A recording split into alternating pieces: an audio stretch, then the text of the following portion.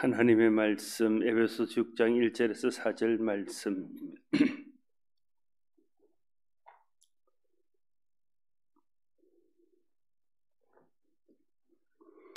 에베소서 6장 1절에서 4절 말씀. 신약성경 316쪽입니다. 자녀들아, 주 안에서 너희 부모에게 순종하라. 이것이 옳으니라. 내 아버지와 어머니를 공경하라. 이것이 약속 있는 첫 계명이니 이로써 네가 잘되고 땅에서 장수하리라. 또 아비들아, 너희 자녀를 노엽게 하지 말고 오직 주의 교훈과 훈계로 양육하라. 아멘. 오늘은 어버이 주일로 지키는 날입니다. 목사들에게서 제일 어려운 설교는 절기설교입니다.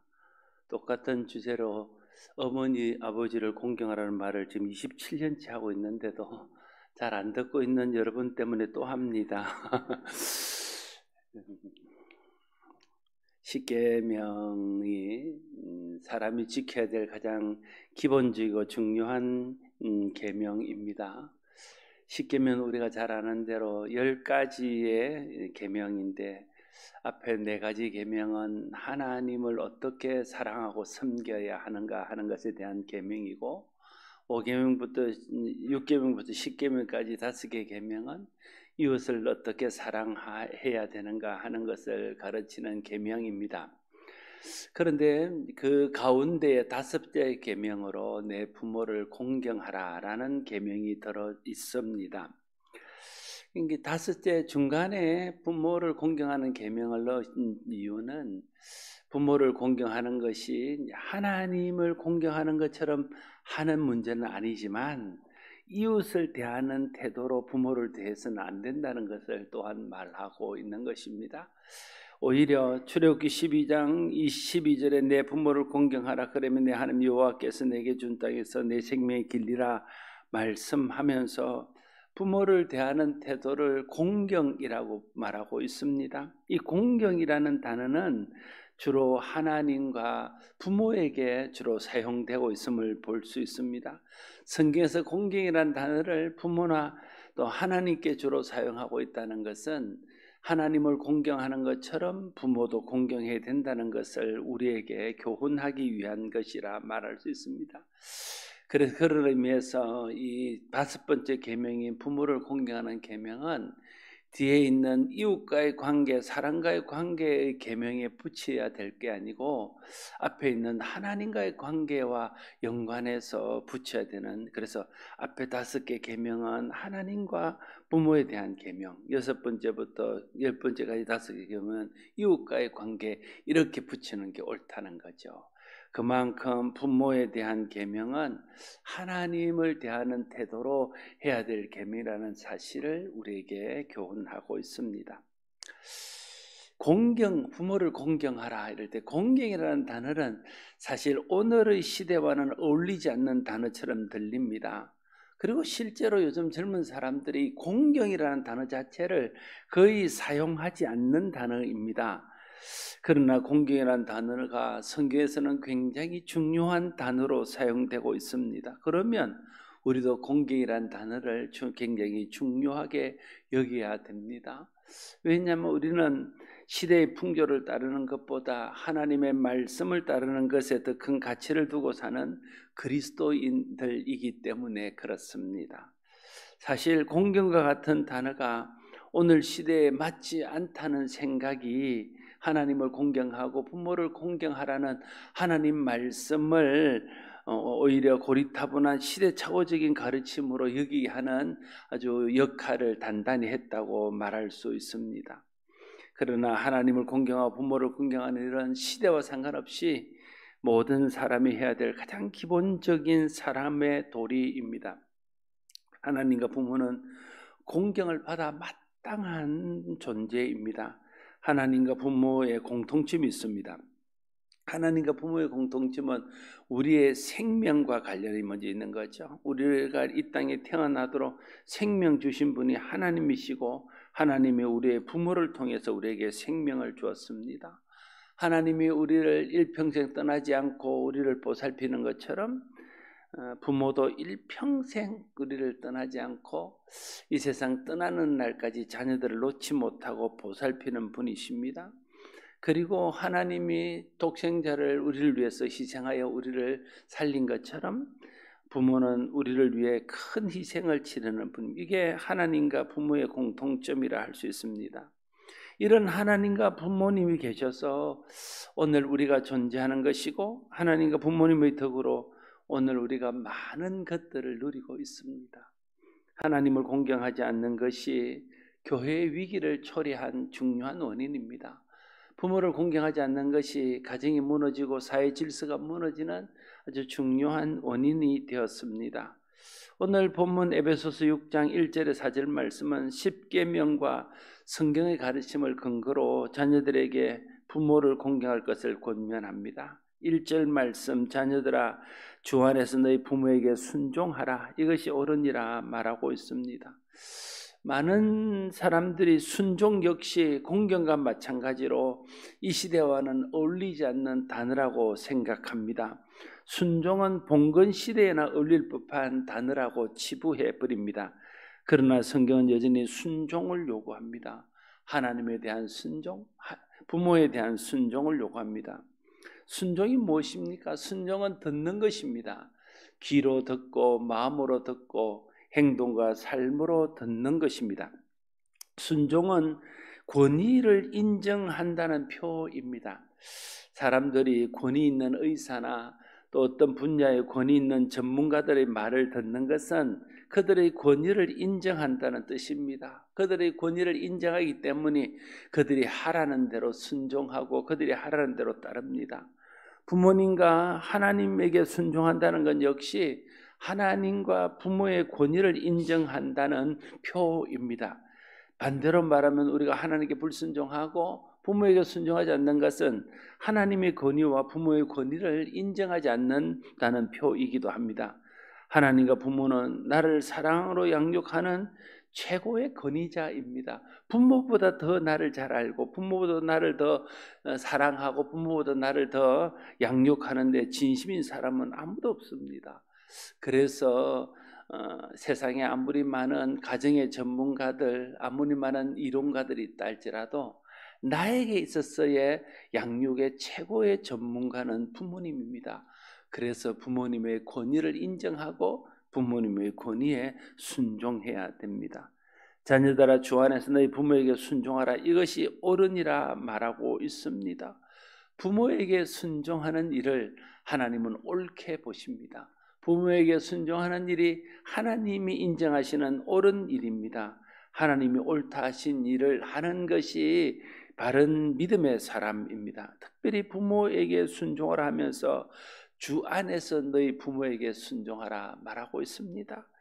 이것은 흔히 주님을 믿는 부모에게 순종하지만 믿음이 없는 부모에게는 순종하지 않아도 된다든지, 주의 뜻에 합당한 부모의 요구에는 순종하지만 그렇지 않으면 순종하지 않아도 된다든지 하는 말로 오해하기 쉽습니다. 그러나 주 안에서 순종하라는 말은 그런 뜻이 아닙니다. 부모에게 순종하는 것이 주의 뜻이라는 것을 강조하는 것입니다. 부모에게 순종하는 것이 주의 뜻이므로 부모에게 순종해야 된다는 것을 강조하는 말입니다. 어떤 부모든 부모의 뜻은 자녀를 유익하게 하는 것입니다. 하나님께서 모든 부모에게 그런 마음을 주셨습니다. 부모도 똑같은 죄성이 있는지라 자기 욕심에 치우칠 수도 있지만 기본적으로 부모의 마음은 자녀를 위하고 자녀를 유익하게 하고자 하는 마음이기 때문에 하나님은 그 부모의 뜻을 저버리지 말고 그 부모의 뜻을 받들어 순종하라고 말하고 있는 것입니다. 하나님의 말씀을 경청하여 순종하며 사는 것이 마땅한 것처럼 부모의 말씀도 경청하여 듣고 마음에 새겨 삶으로 순종하는 것이 마땅한 바입니다. 그것이 옳은 일이라고 주님 말씀하십니다. 부모에게 순종하라, 그것이 너희에게 옳으니라 말씀하신 주님의 말씀을 기억하고 주님의 말씀을 따라 부모에게 순종함으로 하나님 앞에 옳다 인정받는 저와 여러분 모두가 될 수 있기를 바랍니다. 2절 말씀에는 내 아버지와 어머니를 공경하라. 이것은 약속이 있는 첫 계명이니 이로써 내가 잘되고 땅에서 장수하리라 말하고 있습니다. 부모를 공경하는 일이 당연한 일임에도 부모를 공경하는 일을 당연한 일로 여기지 않는 세상이 되었습니다. 그러나 아무리 시대가 달라지고 세상이 달라져도 달라지지 않는 것은 부모를 통해 하나님께서 이 땅에 사람을 보내시고 부모를 통해 하나님께서 사람들을 양육하시고 온전케 하신다는 사실입니다. 그러면 시대가 달라져도 부모를 공경하는 일은 계속되어져야 합니다. 부모를 공경하는 것은 부모의 사랑에 대한 마땅한 보답입니다. 여러분, 부모가 보답을 바라고 자녀를 양육하지는 않습니다. 그렇다고 해서 부모의 양육에 대해 보답하지 않아도 된다는 뜻은 아닙니다. 어줍지 않은 선행 앞에서도 보답하는데 하물며 일평생 자녀를 위해 모든 것을 내어준 사랑과 헌신과 희생에 대해 보답하는 것은 너무나 당연한 일입니다.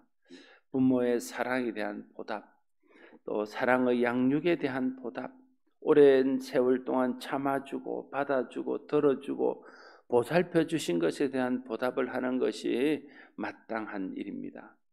부모는 자녀를 양육할 때 억지로 하지 않습니다. 마지못해 하지 않습니다. 진심으로 하고 감사하는 마음으로 기쁨으로 당연함으로 합니다.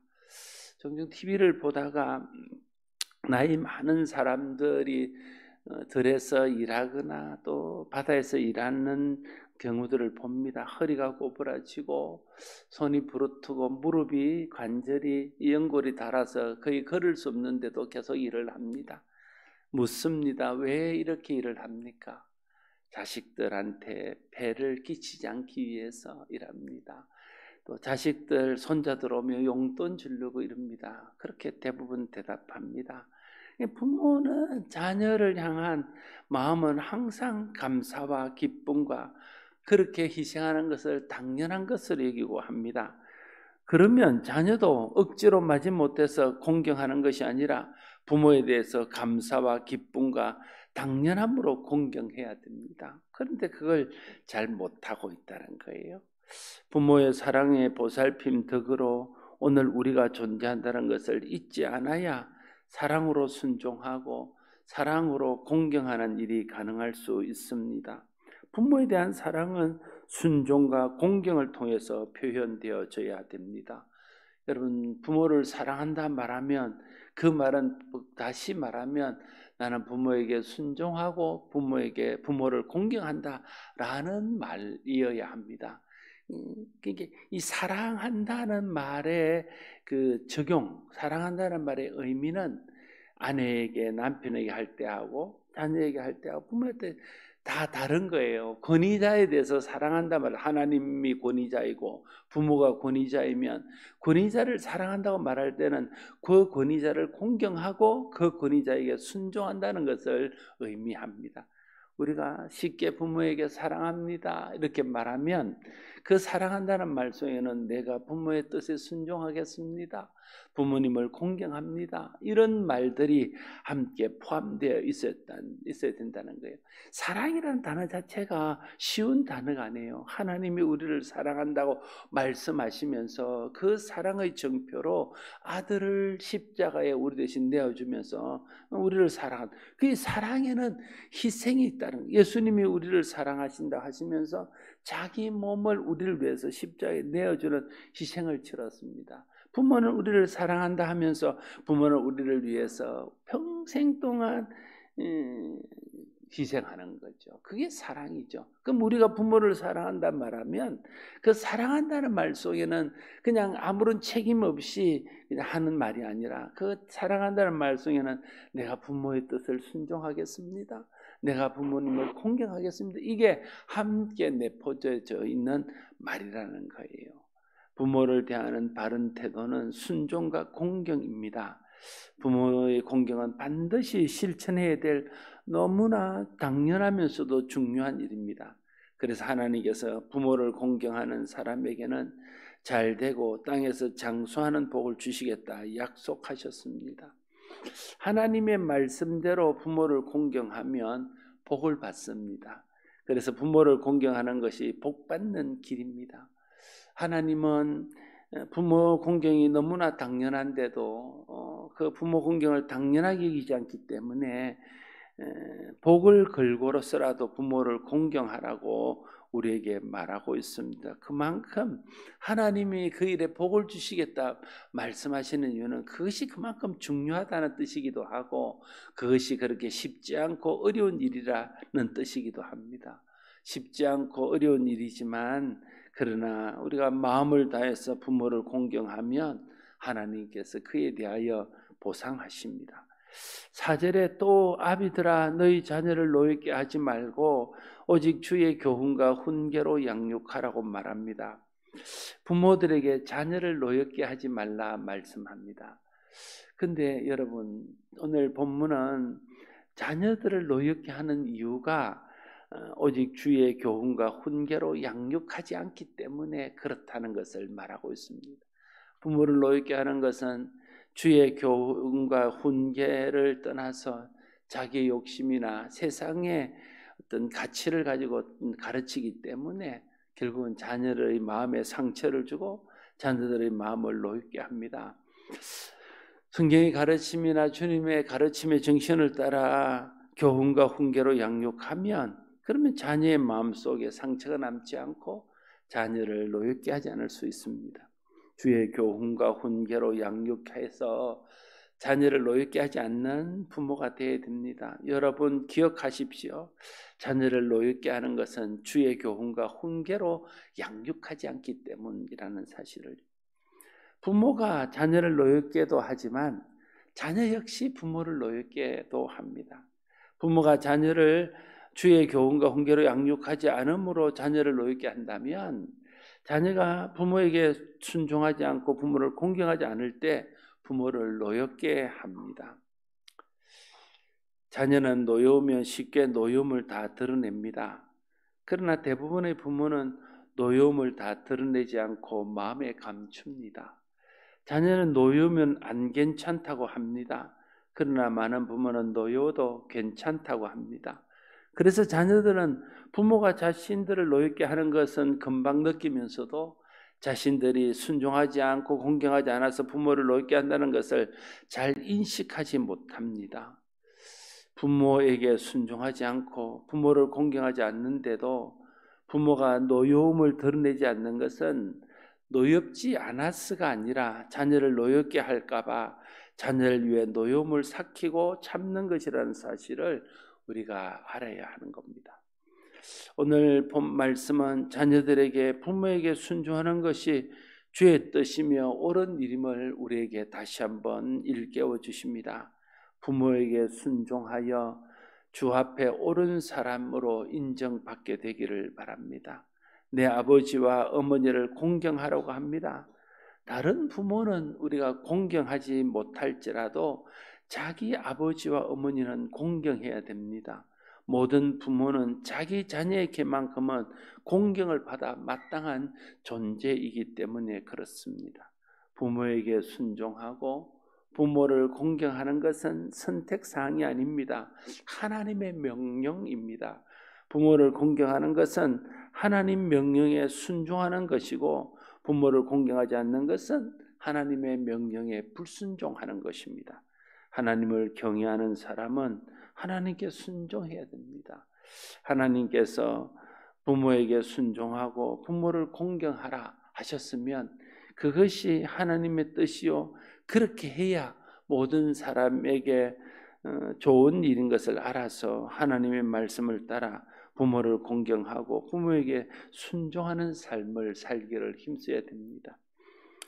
다시 한번 어버이 주일을 맞으면서 부모에게 순종하는 것이 옳은 일이며 부모를 공경하는 것이 하나님께서 우리에게 명령하신 가장 선한 일이라는 것을 기억하고 또 부모가 우리를 양육할 때에 진심을 다하고 마지못해서 하는 것이 아니라 사랑과 기쁨과 자원함으로 한 것을 기억하고 우리도 부모를 기쁘게 해드리되 사랑과 자원하는 마음과 기뻐하는 마음으로 함으로써 부모님을 기쁘게 하는 자녀가 되고 또 하나님께서 보상하는 복으로 복받고 사는 자녀들이 다 될 수 있기를 바랍니다. 기도하겠습니다. 아버지 하나님, 내 부모를 공경하라 주님 말씀하셨고 부모에게 순종하라고 주님 말씀하셨습니다. 그것이 옳은 일이고 그것이 마땅한 일이기에 하나님께서는 그 일을 하는 자에게 복을 주시겠다 하셨습니다.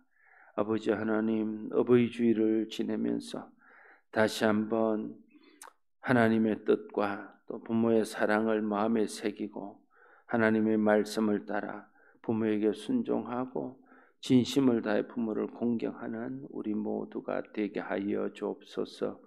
예수님 이름으로 기도드리옵나이다. 아멘.